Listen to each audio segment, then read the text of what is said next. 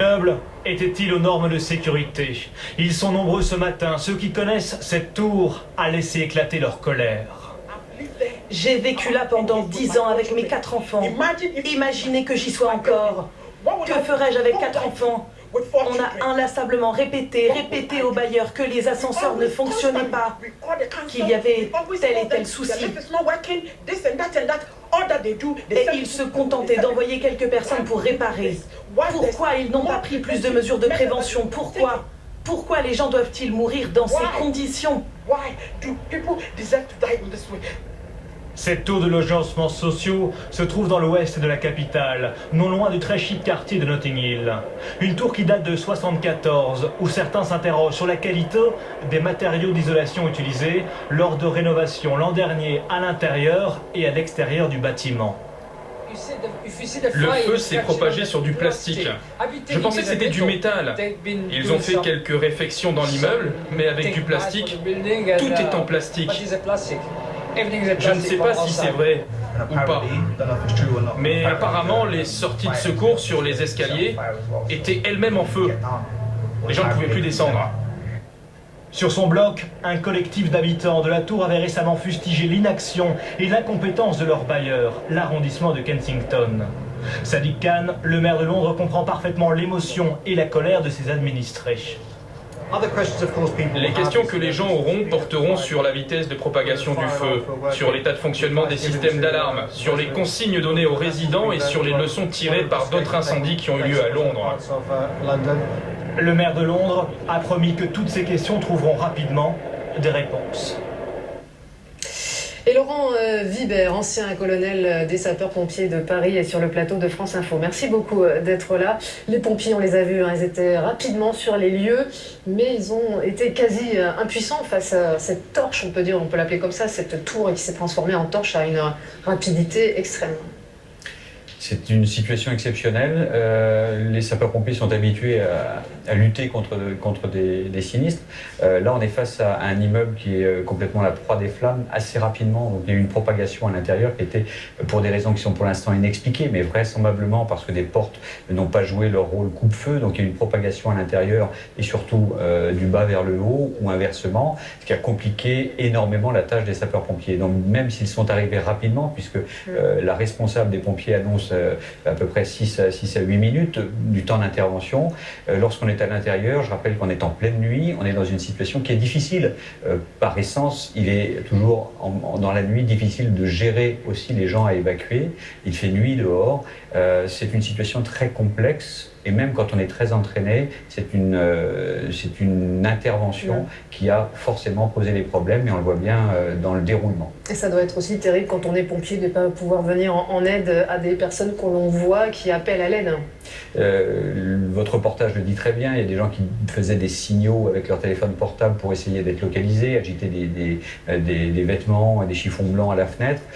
C'est le mode survie tout simplement, et c'est toujours très dur, même pour les secours, d'intervenir dans ce cas-là.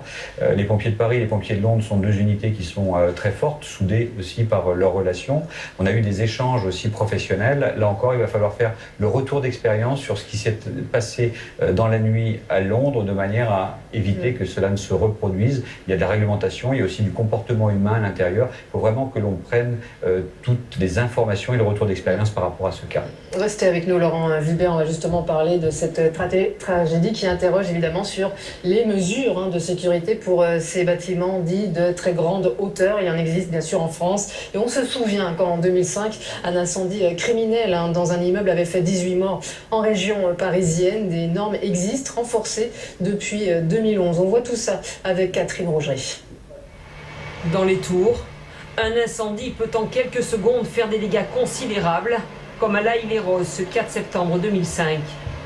À l'origine du drame, le feu mis à une boîte aux lettres. En quelques minutes, des étages ravagés, bilan 18 morts. Pourtant, en France, il y a des normes précises à respecter pour prévenir et lutter contre les incendies. Quels sont les immeubles concernés? Les immeubles à usage d'habitation de plus de 50 mètres de hauteur et tous les bâtiments de plus de 28 mètres qui reçoivent du public, type bureau, hôtel. Quelles sont les règles? D'abord, en matière de construction. L'immeuble doit se trouver à moins de 3 km d'un centre de secours et surtout être compartimenté, en clair, divisé en espaces étanches. Objectif, éviter la propagation des flammes, mais pas seulement. En amont de la construction d'un bâtiment de grande hauteur, on va préconiser l'utilisation de matériaux, par exemple, non combustibles ou de systèmes d'évacuation et d'information plus importants. Pour permettre l'évacuation, le bâtiment doit être équipé de 2 escaliers par compartiment. Les ascenseurs doivent pouvoir continuer de fonctionner dans les parties non sinistrées. Chaque année, des vérifications techniques sont aussi obligatoires sur les installations électriques et sur tout le système de sécurité. Enfin, en cas d'incendie, les consignes des pompiers sont très claires.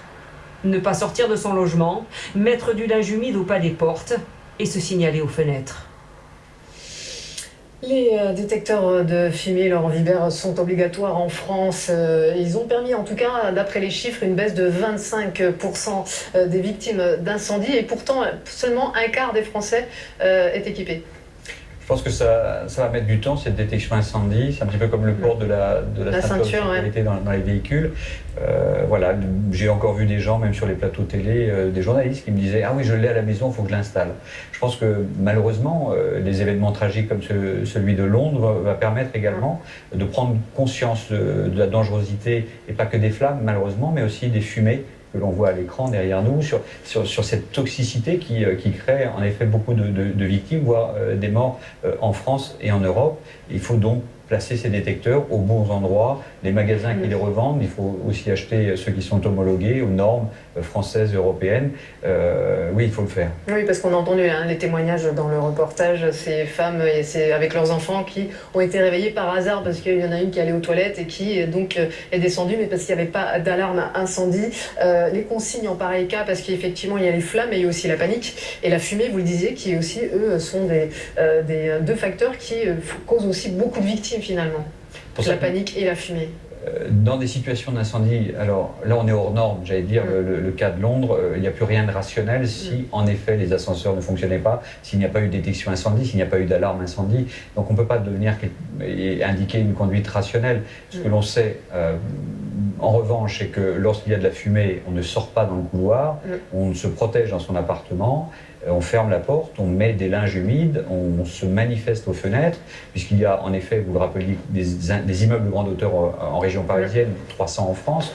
Ce qui est important, c'est que dans des immeubles, même à usage d'habitation de moindre hauteur, il faut quand même adopter ces comportements de sécurité. Donc on reste chez soi, on alerte les secours. Je rappelle que le numéro d'urgence, c'est le 112 en Europe. Il est bon de le rappeler. Là aussi, il est bon de le rappeler. Et encore le 18 parfois, mais prenons le réflexe du 112, qui est un numéro d'urgence global qui peut vous mettre en relation avec des médecins, avec des pompiers, avec les policiers. Ensuite, si l'on peut dégager son appartement, c'est fermer la porte de son appartement, prendre les clés avec soi si possible, puisqu'on pourra éventuellement les donner au secours pour leur dire « je suis sorti, je suis à tel étage, tel appartement, voici les clés », puisqu'ils pourront faire des reconnaissances sans casser les portes par exemple, et se manifester et sortir du bâtiment de manière à être à l'air libre, c'est là où on est en sécurité. Laurent Vibert, ancien colonel des sapeurs-pompiers de Paris, merci beaucoup. Le 112, c'est vrai que c'est un numéro dont on rappelle peu l'existence et l'importance. Donc on reviendra bien sûr sur cet incendie, ce terrible incendie à Londres. Pour le moment, 12 victimes, mais bien sûr on s'attend à ce que le bilan, hélas, s'alourdisse. Merci encore Laurent Vibert d'avoir été l'invité de France Info. Tout de suite, c'est la météo suivie.